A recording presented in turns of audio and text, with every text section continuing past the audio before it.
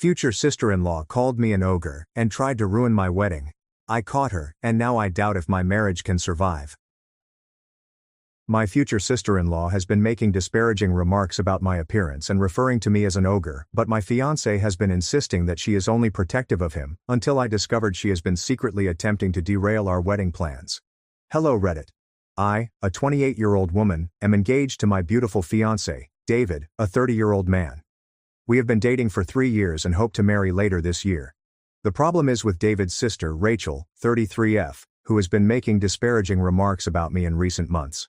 She has always been forthright, but lately it has crossed the line into outright cruelty. Rachel continually insinuates that I am not good enough for her brother, and she frequently criticizes my appearance. To give you an example, she once looked me up and down and said, "Wow, I always thought David would end up with someone slimmer and more put together. Guess he really changed his type." It was a really backhanded compliment. At a family dinner, she quipped to David in front of me, "Maybe love really is blind, huh?" and gave me a pointed look. David admonished her lightly, but she laughed it off as a joke. Another time, while we were discussing wedding dress shopping, Rachel snarked, "Make sure they have your size. We don't want an ogre bride." Yes. She used the word ogre while staring at me. These are only a few examples. Every time I meet her, there's a fresh insult buried in a joke or a concern. She'll make comments about my makeup, hair, weight, and even my career, hinting that I'm not ambitious enough for her successful family. It's as if she's tearing away everything about me. I've tried not to let it bother me, but it truly hurts.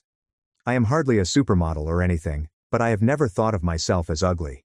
Hearing my prospective sister-in-law refer to me as an ogre or insinuate that I am unattractive and undeserving has begun to really undermine my confidence.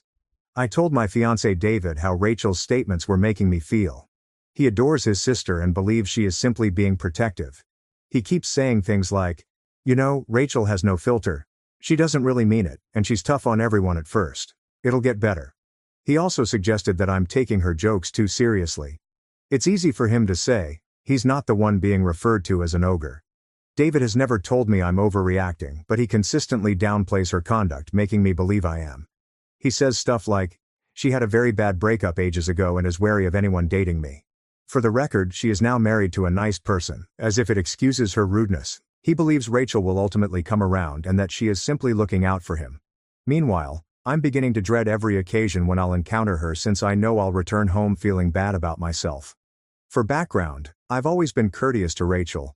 I was impressed by how close she and David were when I first met them.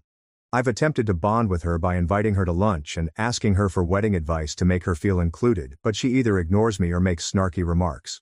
For example, when I asked if she wanted to go dress shopping with me and my mother, she remarked, "I suppose someone should be there to stop you from picking something tacky."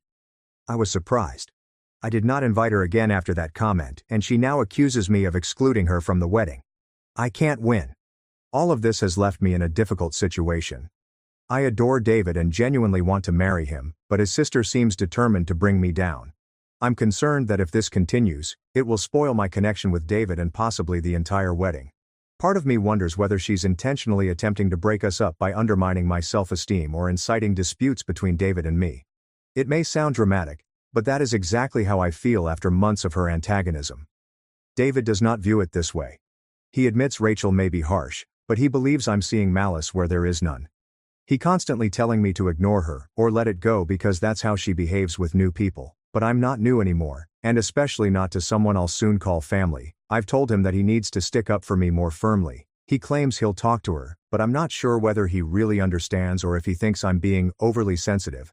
I'm starting to feel really alone in this. It's gotten to the point where I'm thinking about not inviting Rachel to our wedding, or at least not including her in the planning, because I don't want her negativity to ruin the best day of my life, but if I even mention it, I'm sure David will be upset. This is producing significant strain between us, so I need an outside perspective. Am I overreacting? Will I be the bad guy if I set strict boundaries or remove my prospective sister-in-law from wedding events due to her harsh behavior? I don't want to put a wedge in their family, but I'm not sure how much more of this I can take. Edit to add more information. After reading a few early comments, many of you have inquired about Jay's parents and how they feel. For the record, his parents are nice folks who have never been mean to me. They haven't seen most of Rachel's worst statements because she normally says them when no one else is listening or disguises them as jokes. I haven't directly informed my prospective in-laws about what she said. I hoped it would be resolved without involving the entire family. Also, some of you are curious whether this is about money or prestige. I do not think so. We are all middle-class professionals. There is no massive wealth disparity or anything. Rachel and I work in different fields, but I doubt that's all. It feels very personal against me. I honestly don't understand why she dislikes me so much. Update 1. Hey, several of you recommended me to have a serious conversation with David about setting boundaries and standing up for myself. Some suggested I postpone the wedding or seek marital counseling if he didn't take my concerns seriously. Believe me, those comments hit me hard. I realized I needed to be more firm on this. So, before our engagement celebration, which took place just a few days after my original post, I sat David down for a lengthy talk. I told him that I would not tolerate any more disrespect from his sister, and that I needed his support at the party and in the future. I expressly stated, if Rachel makes any nasty comments, I expect you to call her out right away. Please don't dismiss it. I also highlighted that the Reddit community agreed that her behavior is not typical protective sister behavior. In fact, several comments thought it was toxic and that David needed to wake up to it. He appeared surprised that virtual strangers were so invested, yet he listened. David stated that he had been trying to keep the peace and had not realized how much this was impacting me. He replied, "Okay, I'll talk to her. I'll ask her to be on her best behavior at the party, and I vow not to let her ruin the night for you." He maintained his calm demeanor, as if he didn't expect anything awful to happen. But hearing me to Sophie that I was seriously considering canceling her invitation must have made an impression. He truly appeared upset and begged, "Please don't make any decisions like that until I try to fix it." I decided to give it a chance because he was finally admitting there was an issue. Fast forward to the engagement party. To commemorate our forthcoming wedding, we held a small gathering at a nearby venue with our relatives and friends.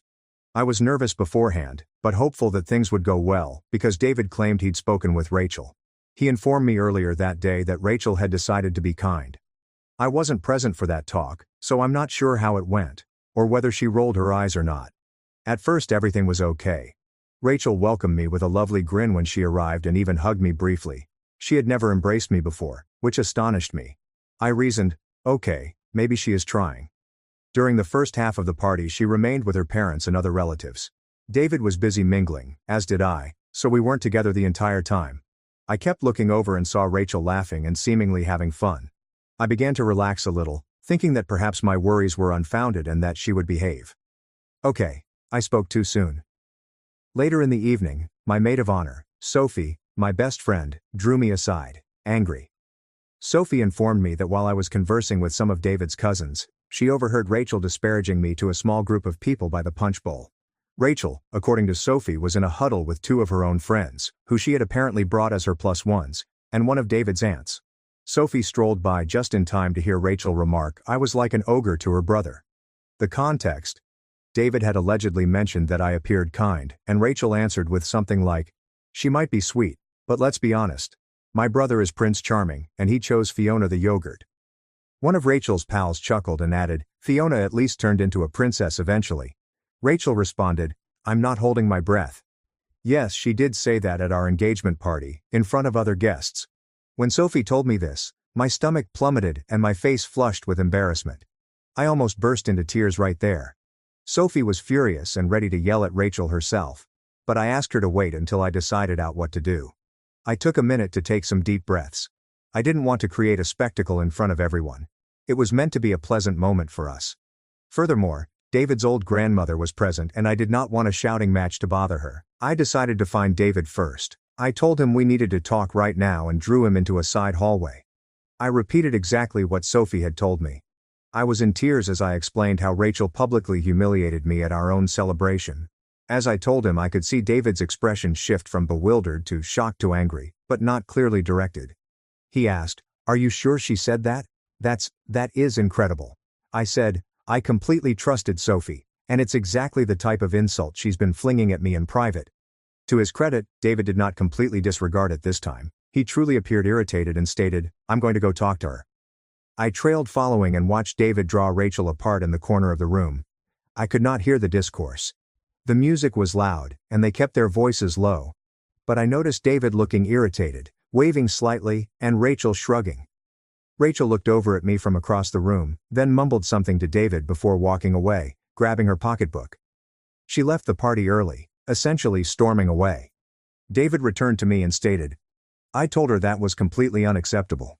She said she was joking, but other people misheard what she said. I advised her to leave if she couldn't be respectful. Rachel apparently became angry and said something like, Fine, if you're going to take her side and accuse me of ruining your party, I'll leave. So she did. David was outraged, but he also appeared to be upset about the outcome. I was ashamed that our engagement party had such drama, but I was also happy that David had finally seen, secondhand, how nasty Rachel could be.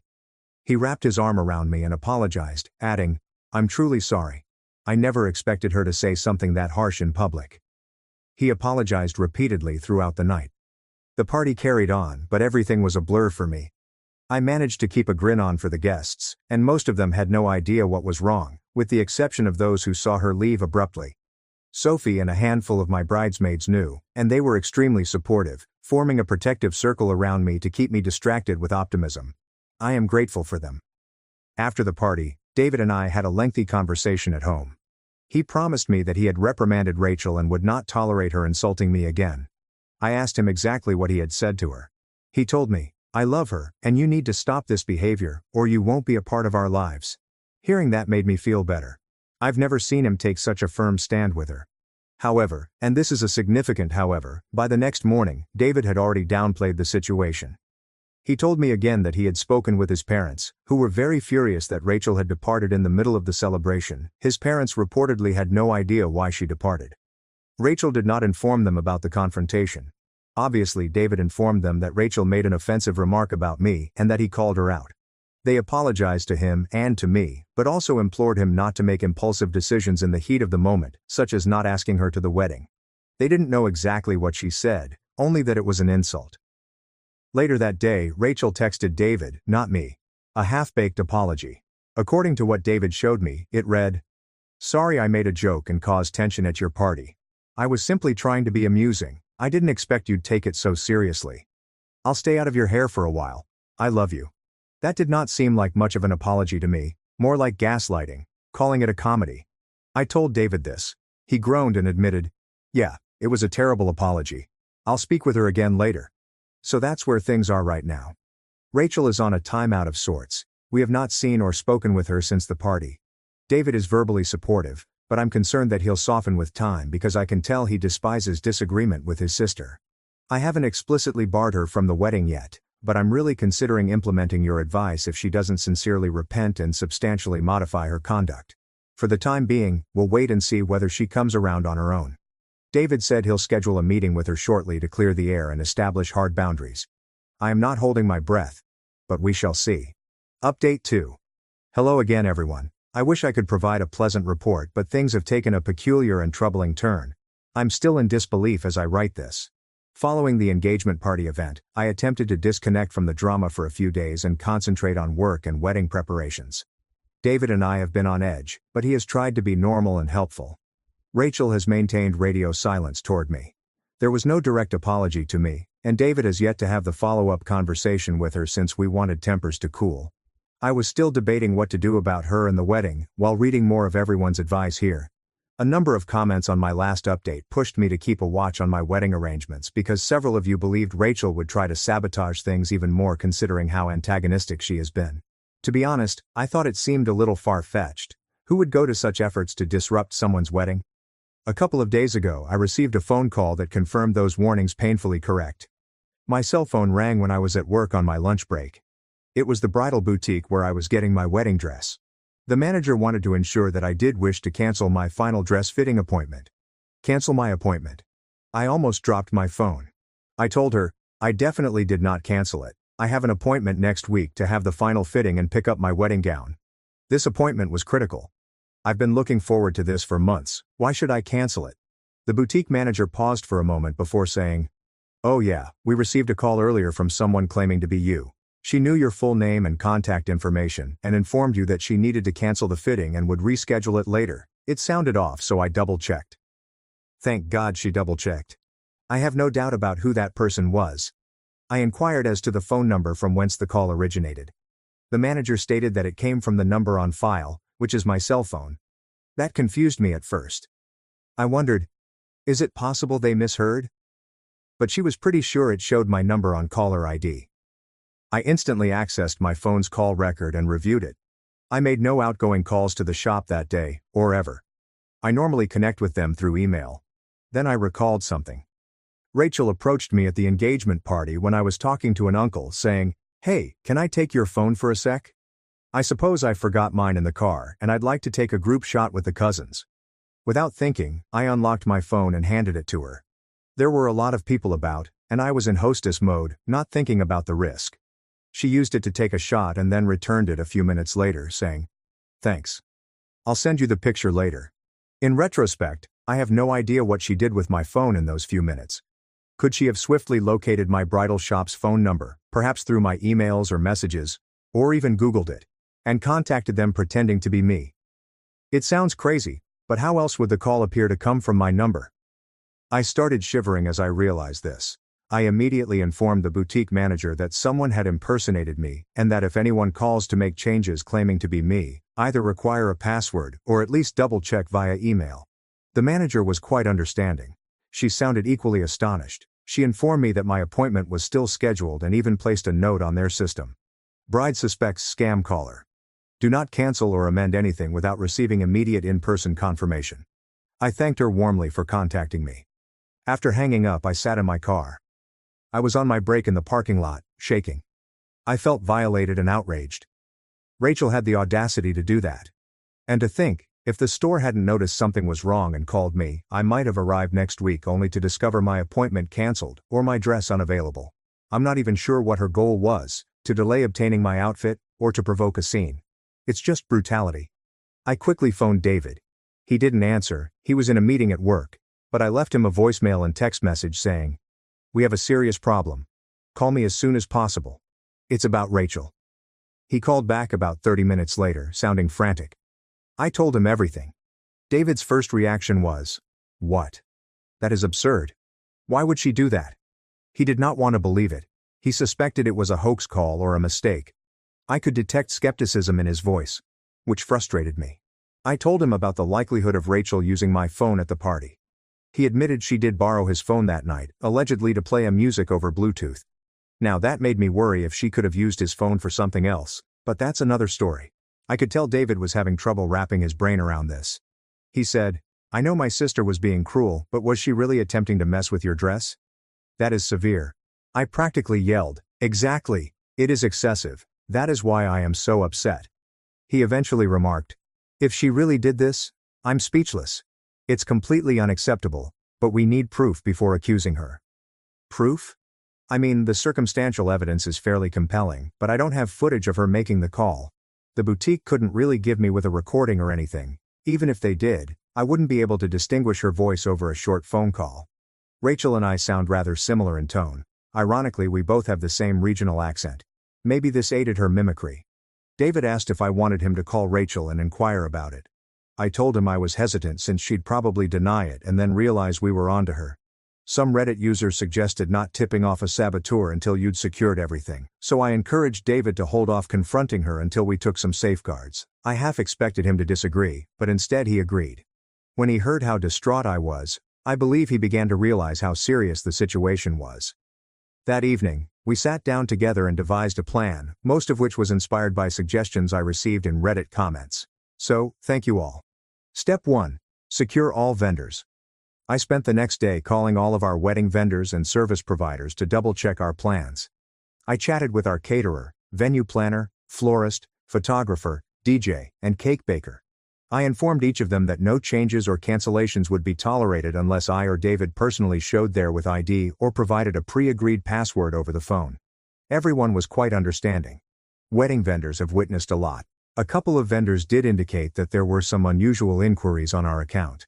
For example, our caterer stated that 2 days previously, they had a contact from me, asking about the penalty for substantially reducing the guest count at the last minute. The person did not truly cancel but was simply inquiring about the contract terms. I never made the call, and neither did David. So, further evidence that Rachel is snooping around. I created fresh passwords and secondary contact information for everything.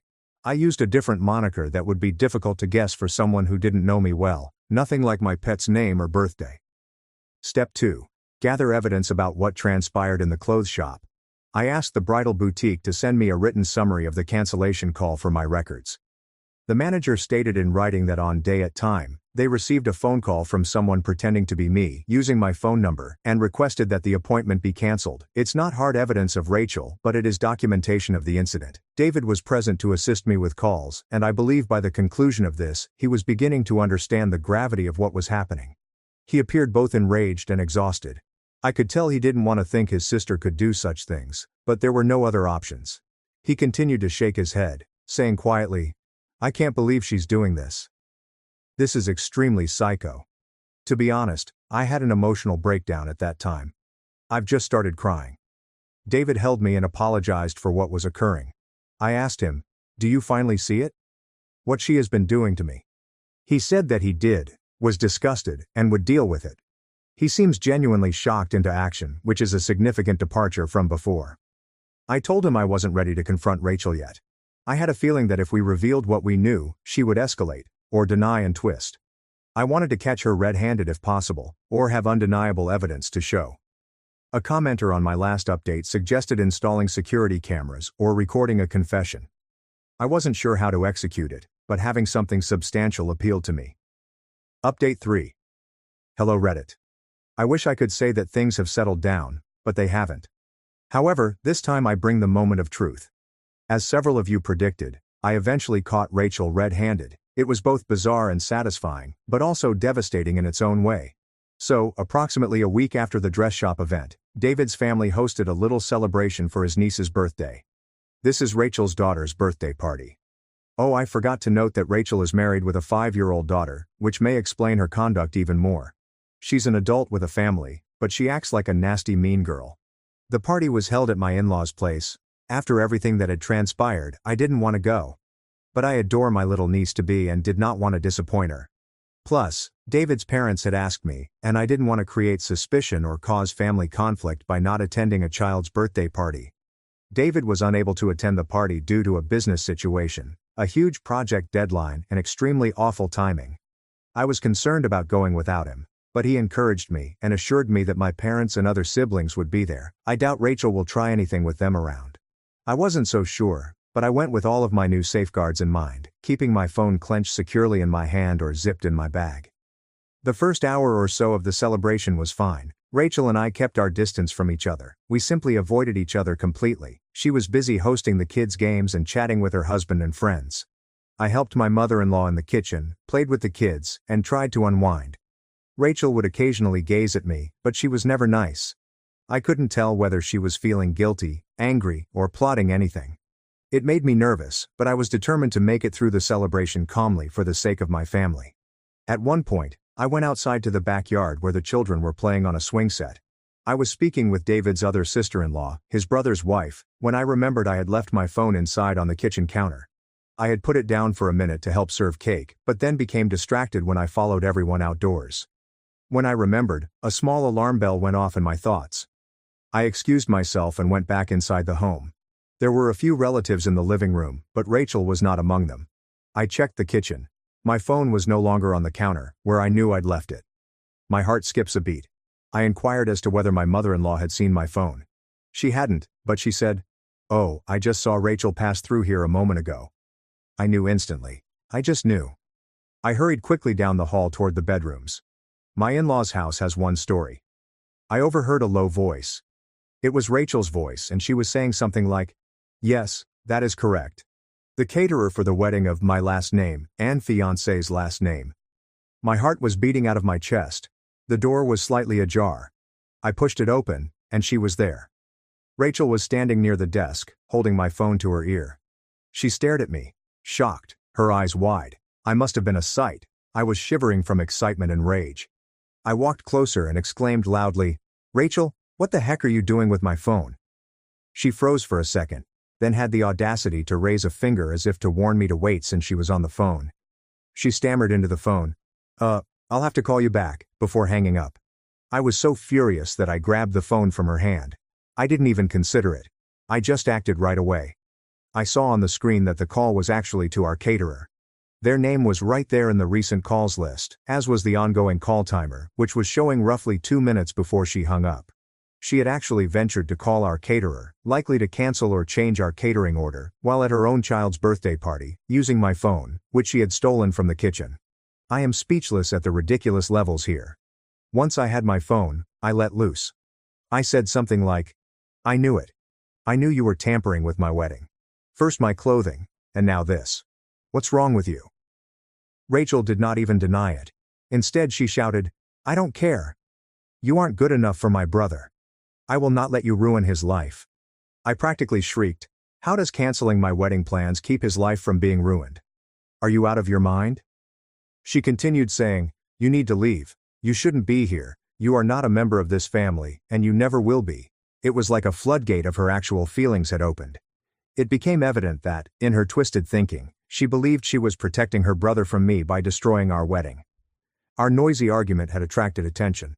David's dad and a few other family members came in the corridor, puzzled. My mother-in-law was like, "What's going on?" I turned to them and said, "Rachel is undermining our wedding. She literally used my phone to attempt to cancel our caterer." Rachel yelled, "She's lying." Despite the fact that I was holding the evidence and waving it about, my phone still showed the caterer's number on the screen. She then changed tactics and said, "I was assisting you. I was just making a brief call to check on something for you." I yelled back, "Check what exactly? How much can you muck things up?" The situation was chaotic. My father-in-law sharply told us both to relax and asked for the phone. I handed him my phone and told him to look at the last phone number. "It is the caterer. I didn't make the call. She did." He looked at the phone and saw the number and name, which we had saved as the caterer's name. I'll never forget how he gazed back at Rachel. It was a combination of shock and disappointment. My mother-in-law appeared to catch on and gasped, covering her lips. She asked Rachel, "Did you really?" Rachel burst into tears at this time, not sure if she was angry or just upset at being discovered. She said something like, "Fine. Yes, I attempted to cancel several things for his own good. This wedding should not happen." There were more raised voices throughout. My father-in-law told Rachel to follow him into the other room right now. My mother-in-law attempted to console the crying children, who had fled inside due to the loud noise. The family members were all either surprised, silent, or rushing the kids back outside to play. It was quite awkward and tense. I was fighting back tears. I realized I didn't want to be there any longer. I walked straight out the front door, got into my car, and drove away. In retrospect, I probably should have stayed to gently explain to my in-laws what had happened, but I was in full fight-or-flight mode, and flight prevailed. As soon as I drove away, I fell into tears and cried all the way home. I texted David one message. "I caught Rachel in the middle of canceling our wedding plans. I left the party. Call me as soon as you can." He was already trying to call me since he had a bunch of missed calls from the caterer on his phone. The caterer had attempted to call him when they were abruptly disconnected from me, most likely to confirm what Rachel was telling them. David had put two and two together and left work early, desperately attempting to contact me. When I came home I took his phone and simply explained everything that had transpired. David was quiet for a long time, then he just stated, "I'm returning home right now." He arrived approximately 20 minutes later. He drew me into an embrace and continued saying, "I'm so sorry." He had spoken with his father on the way over, so he had a rudimentary summary of the aftermath at the party. Apparently, after I left, my father-in-law ripped into Rachel in private. According to what David heard, it wasn't pretty. Rachel was virtually caught dead to rights, with no defense. Her husband, my brother-in-law, was also furious with her. He had no idea she was doing this. In reality, Eric apologized to my in-laws and left the party early with their children because he was ashamed and irritated with Rachel, so the party sort of went apart after that. What a spectacular birthday for the poor niece, though I believe the little kids were generally kept in the dark, but they did get cake and presents. David's parents were terribly distraught. They did not fight or make excuses for Rachel when speaking with David. In fact, both of his parents called me later that night to apologize for their daughter's actions. They sounded extremely humiliated and sincerely sorry. This was a relief, to be honest. Aside from the one bad apple, I had supportive prospective in-laws. But let me get to the worst part. David's initial reaction when the dust had fallen. When he arrived home that night and we spoke, I could sense he was struggling. We sat down, and I reminded Rachel of all she had done wrong. Now that I had practically seen her doing it, there was no way for him to doubt or minimize anything. He looked frightened and kept repeating he felt foolish for not noticing it sooner. However, when I communicated how profoundly this had wounded me and how I wasn't sure I could move forward if he didn't completely break relations with his sister, at least for now, he became defensive. He did not defend her, but he appeared reluctant and replied, "She is my sister. I need to know why she did this." That kind of made me snap. I shouted, "Is the why even important? Look what she did, and you're not exactly on my side here." He swiftly said, "No, I'm on your side." "I don't condone any of this," he said, admitting that part of him was shocked and waiting for an explanation or misunderstanding. "Really?" After she basically confessed in front of everyone. I was astounded that he still believed there might be any reason. This resulted in possibly the worst brawl we'd ever had. I told him straight out that I might contemplate marrying him if he couldn't fully support me and keep his sister accountable. I stated, "I am your future wife," and she attacked me and our relationship in the most deceptive manner. "I need you to have my full support or I can't do this." I may have also said something like, "Grow a spine and cut the cord, David, or you'll lose me." It was harsh, but I was at my breaking point. David, to his credit, did not become furious with me. He began crying. I'd only seen this man weep once before, so seeing his tears shattered my heart. He expressed regret that it took something so awful to make him see reality, and that he felt he had failed me. We were both emotionally weary by then. He begged me, "Please don't call off the wedding." I told him I wasn't going to make any decisions like that right now, but I needed to see tangible action from him to protect me from his family's toxicity. He vowed no more excuses for Rachel, no more contact with her until, perhaps, she significantly changed, which I doubt, and she would not attend our wedding or any other celebrations. He said he will speak with her and make this clear. I simply nodded and replied, "You understand what you need to do. I'm going to hold you to it." That night I slept at my sister's house because I needed some space and someone to talk to in person. David understood and let me go, even though he urgently wanted me to stay. My sister was stunned by everything. She was previously familiar with some of the details, but the entire story stunned her. She took me out for a late-night milkshake run to help me relax, which was somewhat beneficial. So, yes, I caught Rachel red-handed. The entire family knows now, and David finally believes me. I know a lot of you will probably tell me to cancel the wedding or go cold turkey. Trust me, I have been thinking about everything. Rachel will be out of our lives for the foreseeable future, that is all I know. There's no chance she'll come to our wedding, if we even get one. The question that remains is primarily about David. After all this, can I trust him to put me first? I love him, and I believe he has finally woken up to the truth. However, the fact that it has gone this far will take some time for me to forgive. I'm spending a few days away from the situation to clear my mind. David and I agreed to put any wedding planning on hold until we could properly work things out, and to double-check that all of our vendors are secure following that attempted call. I might update again, but I need to rest.